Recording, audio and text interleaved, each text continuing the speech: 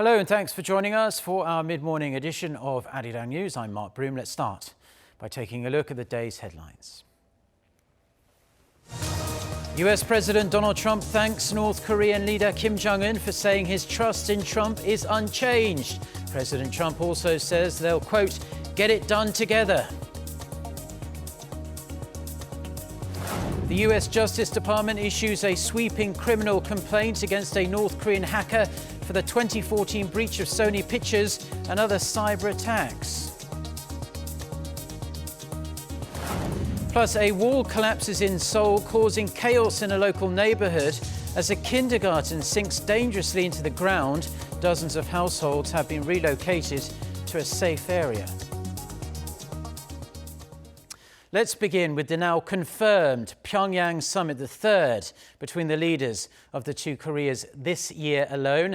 They'll meet for 3 days and 2 nights from September 18th, with it all getting underway in just 11 days from now. North Korea also seems to have made some concessions on a key factor, namely denuclearization. Our Shin Se-min starts us off.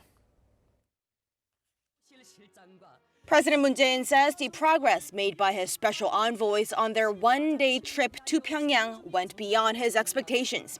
They penciled in the next big event between South and North Korea, which will take place over 3 days and 2 nights from September 18th through the 20th in the north, an arrangement that looks a lot like the Pyongyang summits held back in 2000 and 2007. The South Korean envoy told reporters after his trip that the leaders at their summit will go over the agreement they struck at their first meeting back in April, a deal that also includes a clause about the North getting rid of its nuclear weapons. The two Koreas agreed to review the implementation of the Panmunjom Declaration and discuss their future direction. Also, they will draw up practical ways to establish lasting peace and to ensure joint prosperity, especially through the denuclearization of the Korean Peninsula. President Moon also said he hopes that the renewed dialogue between the two Koreas will also help with denuclearization talks between the North and the U.S., which are now stalled. At the summit in 2 weeks, the leaders will also be exchanging views about ways to further reduce military tensions and build mutual trust. Then there's the Inter-Korean Liaison Office that had been put on hold because of a lack of progress. The two sides have agreed to open it before the summit this month. But a disappointing revelation too. The South Korean envoy said it's unlikely that Kim Jong-un will make his international debut at the UN General Assembly in New York, which would have opened the door to a possible three-way summit with Presidents Moon and Trump. With the date set for that meeting and the inter-Korean relations seemingly back on track, now it's crunch time for the summit preparation team, who'll have to come up with a plan before the officials from the two sides go to their pre-summit meeting at the inter-Korean border village of Panmunjom next week. Shin Se-min, Arirang News. Now, President Moon Jae-in has further revealed his ambitious goals on issues surrounding the Korean Peninsula. In an interview with press from Indonesia, marking President Joko Widodo's upcoming state visit to South Korea, President Moon said he plans to make irretraceable progress on denuclearization in the region. He expressed hope for bringing an official end to the Korean War by building trust with related nations. President Moon also promised that South Korea will pour all its efforts into improving relations between Pyongyang and Washington. US President Donald Trump has thanked North Korean leader Kim Jong-un and pledged to work with him after Kim said his faith in Trump remains unchanged. In a tweet on Thursday, President Trump thanked the North Korean leader, saying the two will, quote, get it done together. Kim's message of unwavering trust in President Trump was relayed by South Korea's chief presidential security advisor, who made a one-day trip to Pyongyang on Wednesday. Meanwhile, speaking in India on Thursday, US Secretary of State Mike Pompeo said an enormous amount of work remains to be done to dismantle North Korea's nuclear weapons program. Pompeo said the two sides are continuing negotiations in the wake of Kim Jong-un's commitment to completely denuclearize the Korean Peninsula, which he made during the Singapore summit with President Trump.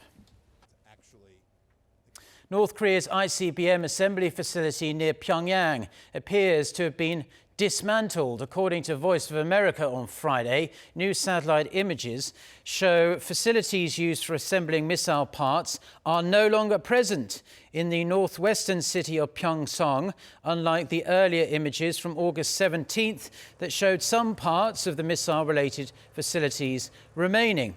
The move may not be permanent, though, as there have been two similar cases of such a change this year, where the same type of facility appeared and then was taken down, only to be rebuilt in a matter of days. The United States has charged a 34-year-old North Korean for allegedly playing a key role in cyberattacks on Sony Pictures and other entities since 2014, shortly after the U.S. Treasury Department slapped sanctions on the same individual. Lee Seung-jae with the details.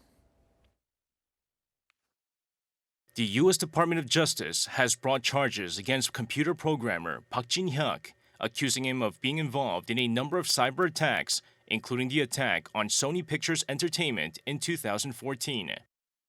We have unsealed criminal charges against a North Korean computer programmer for participating in a conspiracy that conducted sophisticated cyber attacks around the world on behalf of the North Korean government. Members of the conspiracy are responsible for some of the most damaging and most well-known cyber intrusions in history, including the cyber attack targeting Sony Pictures, the cyber heist of Bangladesh Bank, and creating the WannaCry ransomware. The U.S. Department of Treasury also announced sanctions on the same individual. It said the 34-year-old worked on behalf of the North Korean government or the ruling Workers' Party of Korea as an employee of the Chosun Expo joint venture. The department also sanctioned the agency, stating that all property and interests of both Chosun Expo and Park within the U.S. or in possession of U.S. citizens must be frozen. U.S. Treasury Secretary Steven Mnuchin said the United States will not allow North Korea to undermine global cybersecurity to advance its interests and generate illicit revenues in violation of sanctions. Mnuchin added the U.S. is committed to holding the regime accountable for its cyber attacks and other crimes and destabilizing activities. In 2014, U.S. officials said unnamed North Korean hackers were responsible for a major cyber intrusion into Sony Pictures, which resulted in leaked internal documents and data being destroyed. The attacks came after the North sent a letter to the UN demanding that Sony not move forward with the movie The Interview that portrayed the U.S.-backed assassination of a character made to look like North Korean leader Kim Jong-un. Lee Seung-jae, Arirang News.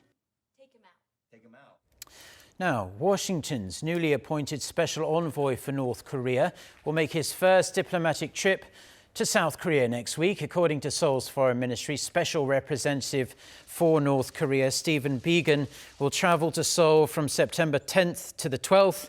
He'll meet with South Korea's Foreign Minister Kang Kyung-hwa, as well as his South Korean counterpart, Lee Do-hoon. He will brief him on the latest developments, including the results of the special envoy's recent trip to Pyongyang. The U.S. State Department says Biegun will later travel to Beijing and Tokyo to continue diplomatic efforts to achieve the final, fully verified denuclearization of North Korea.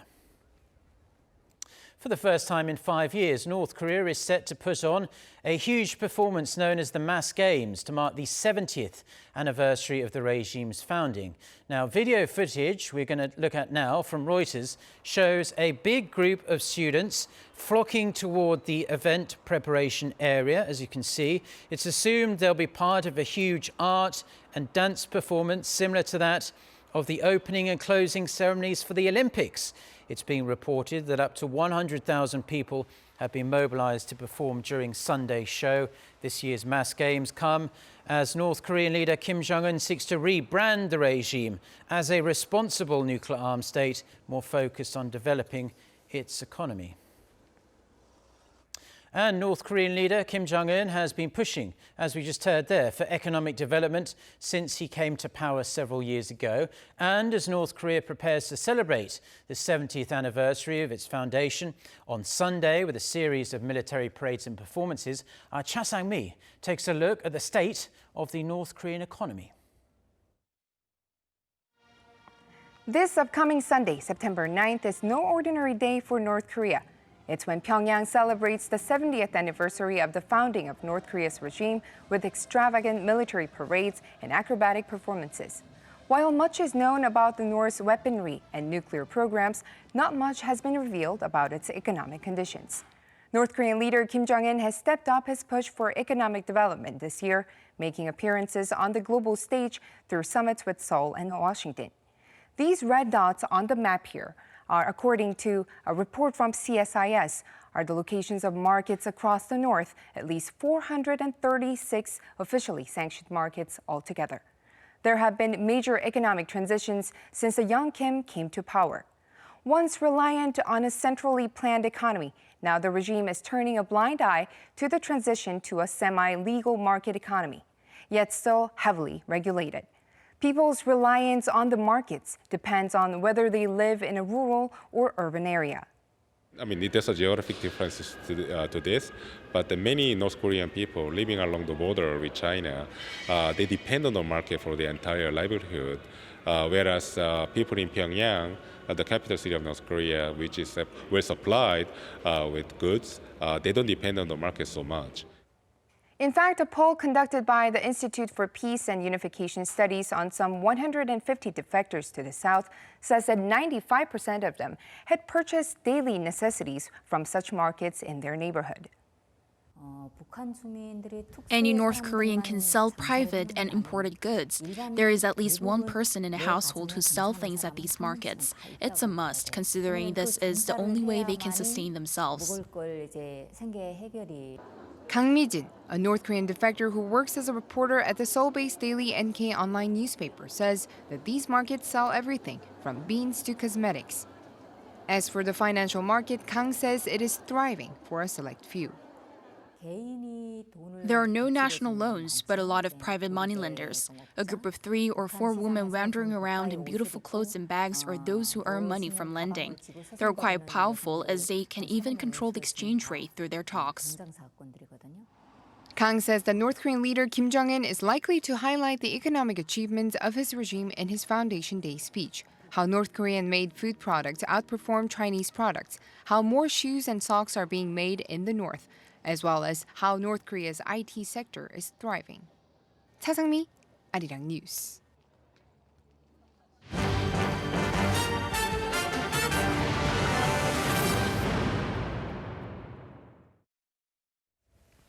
Now, in some local news, the collapse of a retaining wall at a construction site in Seoul's Sangdo-dong district has caused a nearby kindergarten to sink into the ground very sharply on one side, unnerving local residents, as you'd imagine. The 20-metre-high wall collapsed late Thursday night, causing, as you can see, somewhat of a major landslide in the area. The kindergarten is now leaning at an angle of 20 degrees, and an expert said the damage means it will have to be demolished. It looks pretty clear from that video there. Officials say 38 people from 22 households have been evacuated with water, electricity and gas cut off to prevent further accidents.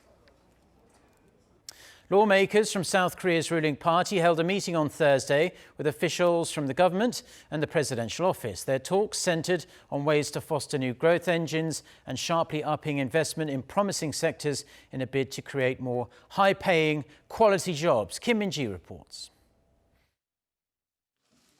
The South Korean government will concentrate its efforts on nurturing industries with high growth potential, which in turn it hopes will lead to the creation of quality jobs. In a policy coordination meeting on Thursday, the ruling Democratic Party of Korea, the government, and the presidential office agreed to step up investment in the country's biohealth, software, and intellectual sectors, especially in line with the so-called Fourth Industrial Revolution. We need to foster future growth engines, and this should be the basis of innovative growth and creating quality jobs. In order to keep up with changing trends, such as the aging population, the low birth rate, as well as developments in technology, we need a more active approach in fostering these industries. In biohealth, the government plans to support R&D, so cutting-edge technology can be incorporated into the pharmaceutical, medical appliance, and cosmetic sectors. And to help spur the creation of startups, it will step up investment and expand financial support. The plan also entails boosting on-site education and training, especially to nurture specialists in software. The government will also apply a regulatory sandbox, which will allow firms in these sectors to operate free from regulations for a certain period of time. It will also create a fund that will be used to invest in outstanding venture companies. The detailed plan will be unveiled next Tuesday. The government addressed concerns regarding the country's job market too, in light of recent data showing job growth has been sluggish. Critics claim the government's income-led growth policies are dragging on the economy, but the government claimed again that it's on the right path and its policies will start to bear fruit next year. I expect the job market to improve to some degree in the second half. The improvements will come in earnest starting next year, and in the second quarter, the impact of the government's policy will be evident. In the meantime, the government has vowed to keep close tabs on the economic situation and monitor the impact of the policies it's implemented and ensure the positive effects are being felt by the people. The ruling party, on its part, promised to pass related bills and thoroughly review next year's budget to back the government's policy initiatives. Kim Min-ji, Arirang News. Now, with its potential for application in everything from computer games, TV and movies, virtual reality is a key technology of the fourth industrial revolution. An event displaying the latest VR-related trends is providing visitors a glimpse of what's to come. Our Lee Min-sun takes us to the Korea VR Festival. Seoul might seem like a place where it's impossible to experience skydiving, but not so for visitors at the 5-day Korea VR Festival. Under the theme Experience the Fourth Industrial Revolution through Virtual Reality, the festival kicked off its third edition Wednesday in the Sangam-dong area. In virtual reality, visitors can try all kinds of shooting, sports, and musical games. I tried this VR game and it felt real and natural. It was fun to play. If you're worn out on activities, you can sit back in a massage chair and have a relaxing time in a virtual reality forest. Or test your nerves by walking on the edge of a tall building. It was really scary. It felt so real that I cried. You can even check out the meeting room where the historic Inner Korean Summit was held in April. Not only can visitors enjoy various VR games and experiences, but also they can get a glimpse into the future of VR technology. Scores of companies are showcasing a range of VR products and services that will be used in military training, machine maintenance, education, and medical surgery. The medical sector, in fact, is one of the most promising industries looking to adopt the technology. Patients can simply put on the VR gear to get psychological consultation and therapy. And doctors can polish up their surgery skills with the VR training program. The Internet of Things, AI and 5G are the basic technologies of the fourth industrial revolution. It is expected that many kinds of services will be combined with VR and AR devices, and 5G will be commercialized next year. Although the VR is not fully ready for customers yet, experts hope commercialization will speed up as the accompanying technologies improve. Lee Min-sun, Arirang News.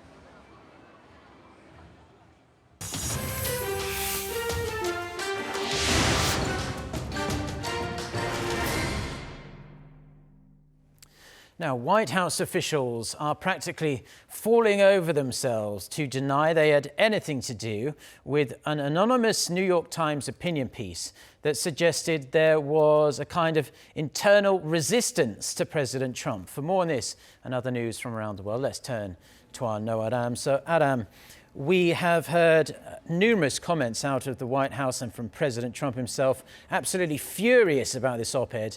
But there is also this immense speculation as to who might actually be behind it. That's right, Mark. You might call it a wild guessing game. It has kicked off in Washington after the opinion piece was published on Wednesday. All we know is that the writer is said to be a senior Trump administration official, so that is someone who has substantial knowledge of the ins and outs of the West Wing. Many White House officials were quick to disavow the piece on Thursday, including Vice President Mike Pence, Defense Secretary James Mattis, and also Secretary of State Mike Pompeo.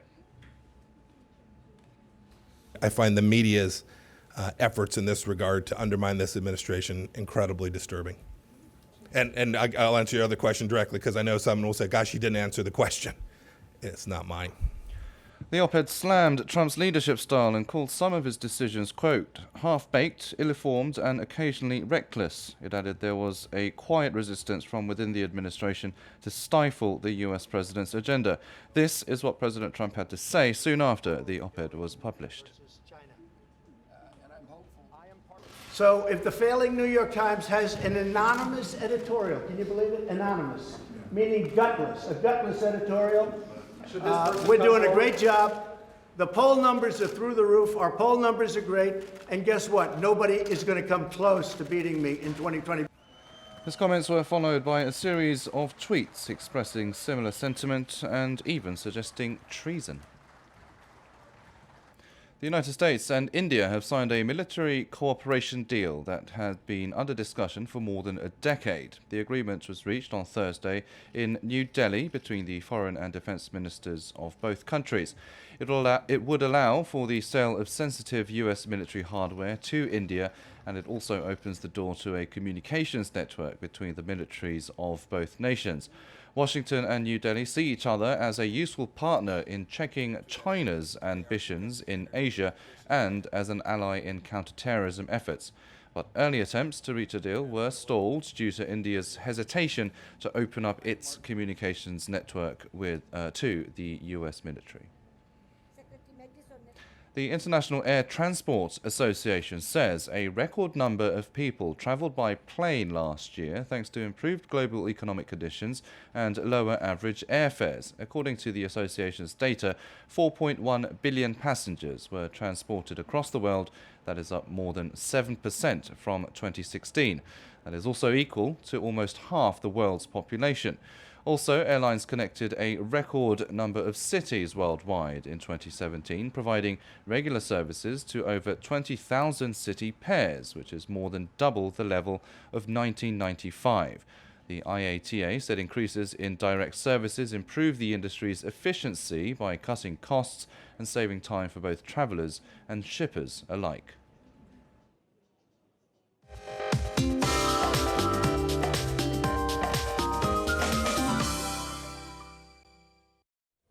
Good morning.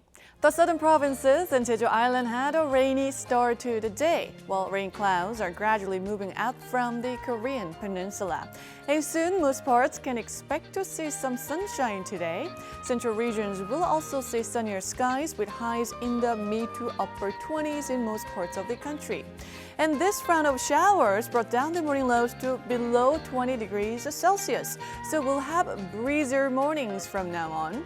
And if you're planning a weekend getaway, beware of big fluctuations in temperatures and dress accordingly.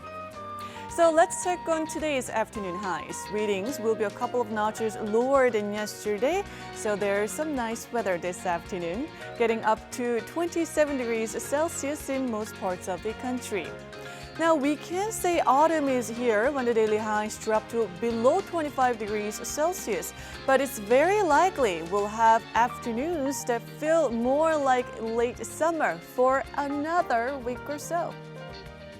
That's Korea for you, and here's the international weather for viewers around the world.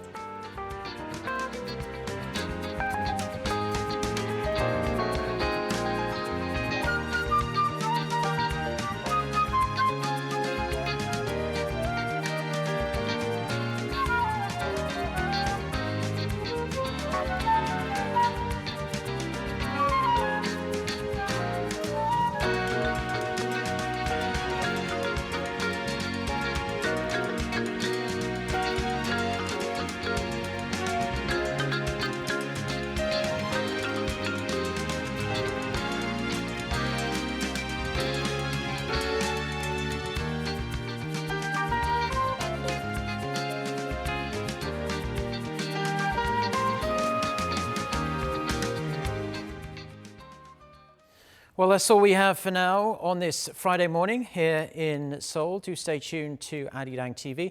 We'll have our next newscast coming up for you at noon Korea time with our very own Lee Ji-yoon. So until then, goodbye.